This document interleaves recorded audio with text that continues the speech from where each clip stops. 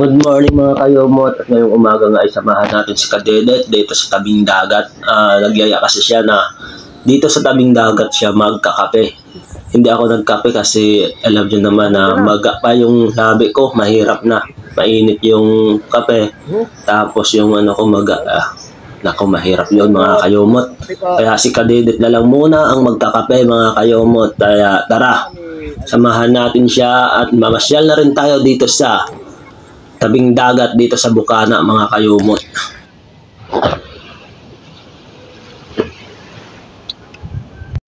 Napansin ko nga dito sa Bukana mga kayumot, dito sa may Dalampasigan, na ang ganda siyang pagtrainingan ng mga track and field na athletes mga kayumot, kasi malawak, mahaba yung buhangin, maganda siya mag-jogging pag umaga at hapon para sa training ng mga athlete mga kayumot. Kaya kung may mga athlete dito sa Bukana, tsak na madedevelop yung bilis nila sa takbuhan mga kayumot. Iba din kasi ang training pag dito sa tabing dagat mga kayumot. Mabilis ka ditong magutom, mabilis mapawisan, mabilis mawala yung weight mo.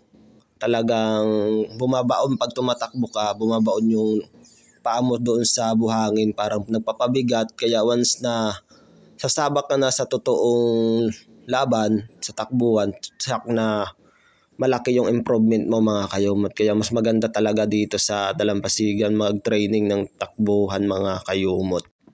Isa sa kagandahan dito sa tabing dagat mga kayumot ay makakalanghap ka ng sariwang hangin. Tapos yung sariwang hangin na dumadampi sa yung balat, sigurado napakalamig. Yun yung mapipil mo at mapipil na masarap talaga sa pakiramdam mga kayumot. Tapos dito sa Bukana mga kayumot, mapipil mo yung paglubog ng araw. Dito ko kasi napansin na maghapon talagang kita mo yung paglubog, lalo pag maganda yung panahon mga kayumot. Maganda siyang pagmasdan, maganda siyang pagmuni-munihan, lalo pag ikaw ay gumagawa ng kwento at makata. Talagang makakagawa ka ng isang tula.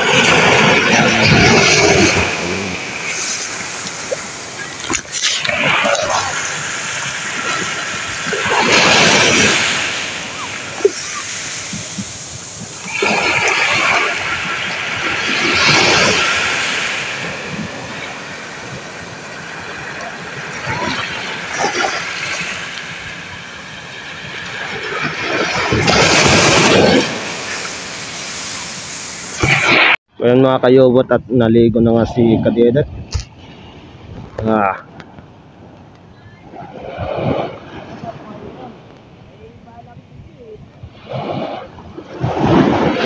So pasyal muna tayo dito sa Dalampasigan.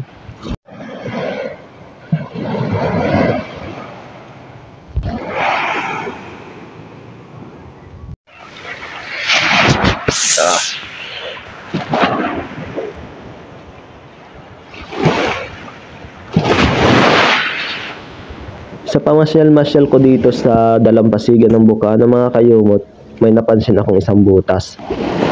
Isang butas na mayroong laman. Iwan ko nga ba kung talangka ba ito. Kasi ang pagkakaalam ko sa talangka ay yung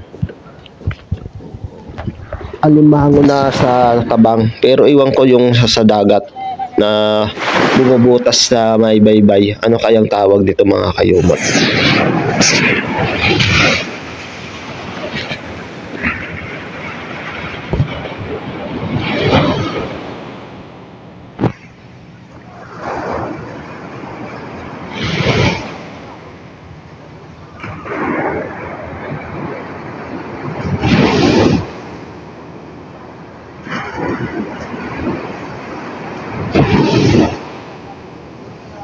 Pag pumapunta ba dito, kailangan na maglagay ng pangalan?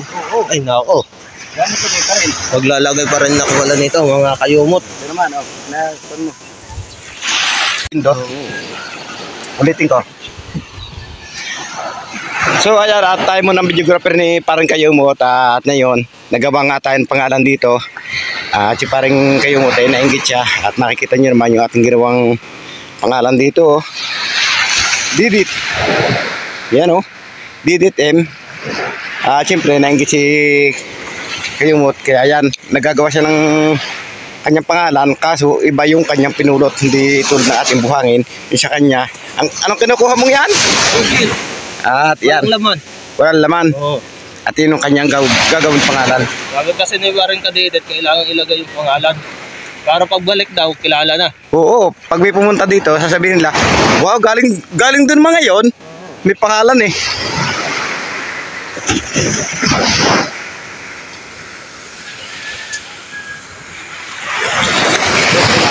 Dito na. Oo. Kompleto yung pangalan.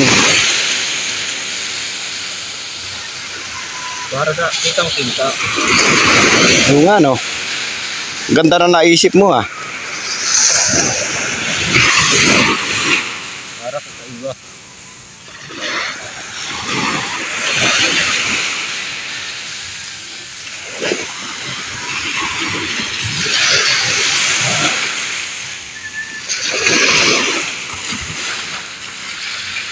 Palagay mo kaya kakasi ang kinuha mo? Ito naman dyan eh.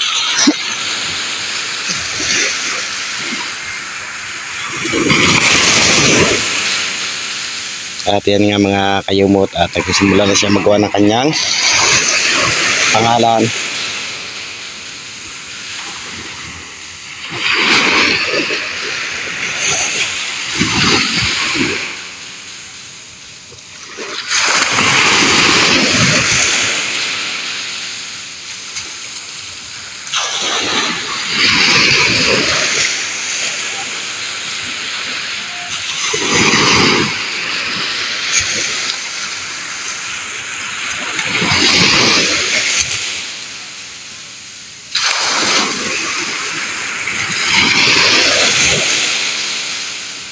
Seryosong seryoso.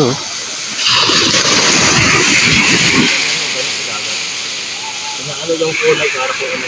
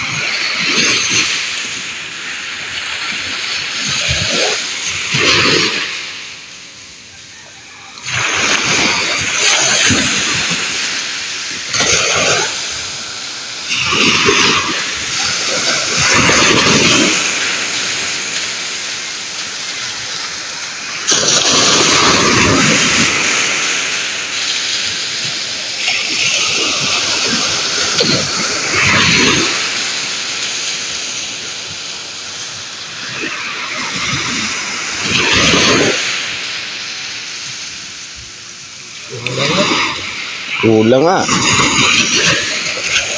Pero konti na lang.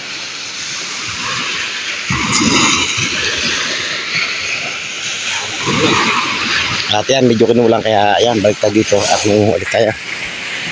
Marami naman ditong ano, ako po.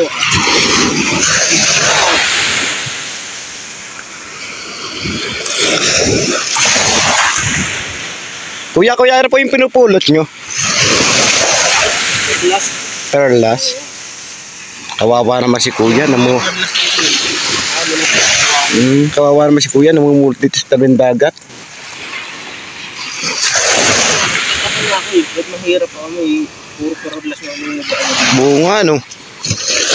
Asa ba yung mga magulang mo? Bakit hinahayaan ka na mamulot ka dyan? Kung malunod ka dyan bata ka. May sakit yung magulang mo? Ito pong kinabubuhay namin. Wala ka bang mga kapatid? Ano bang asawa nito? Ilan kayo magkakapatid? 20 po. 20? Opo, 20 po. At yan mga kayumot, wag na tayo magtaka kung bakit namumulot siya dito sa tabi ng dagat. Yung pala, baog yung mga nanay tatay niya. Baog pa yun. 20 po yung magkakapatid sila.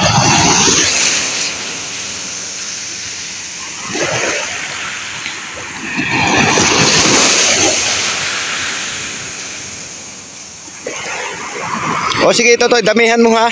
Huwag ka katatabi, baka malunod ka dyan.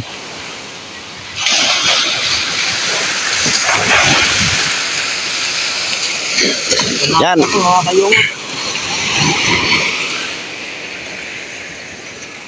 Yan, at katapos na nga siyang mamulot. Kaya ngayon mga kayumot, balik na ulit tayo dito sa ating ginagawa dito.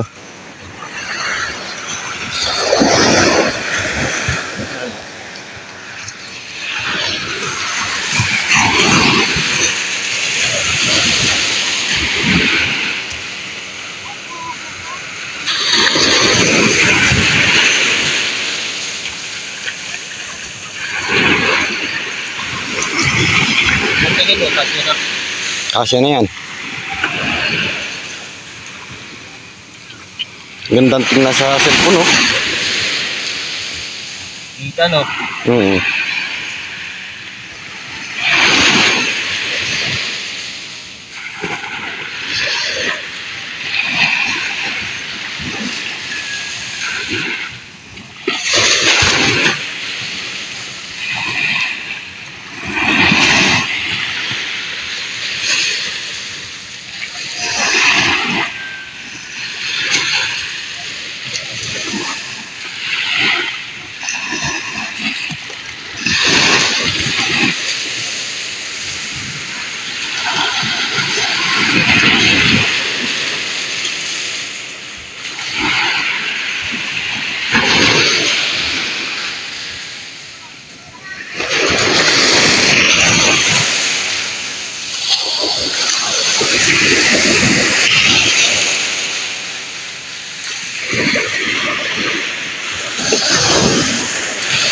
Iniilang pa, ah. Okay lang yan. Sa Malaga, nasulat mo yung pangalan mo.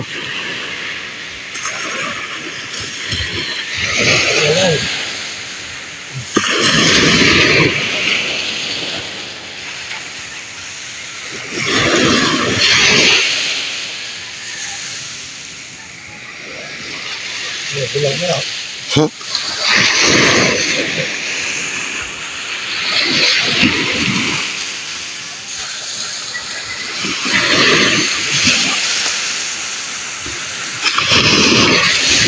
Ito,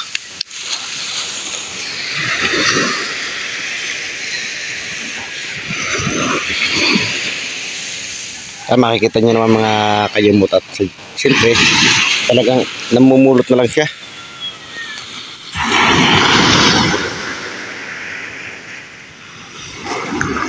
Blue, yari na. yan. Nakita. O diba, ang ganda. The best. Okay.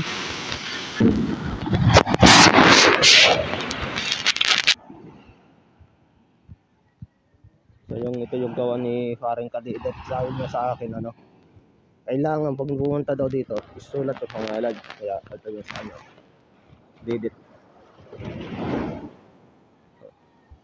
Sa akin naman doon sa taas. Ano, blue. Dito yan sa Bukana.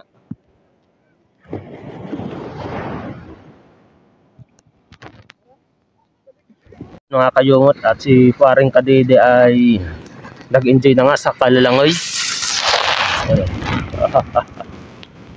Parang ewan kung lumangoy. Ayan, marami doong naglalangoy pa rin mga kayungot dito sa Bukana. Maganda dito pag maaga ka at yung pahapon na para hindi masyadong mainit. Oh, yun. Maganda dito. Natiluwa, ano, maganda yung alon ng dagat. Alright mga kayumot, maraming salamat sa lahat ng nagsusuporta at magsusuporta pa lamang sa aking munting YouTube channel. Maraming salamat po at sa walang stawang pagsusuporta sa Team Kapanalig mga kayumot. Hanggang dito na lang po at mag-iingat po tayo palagi and God bless.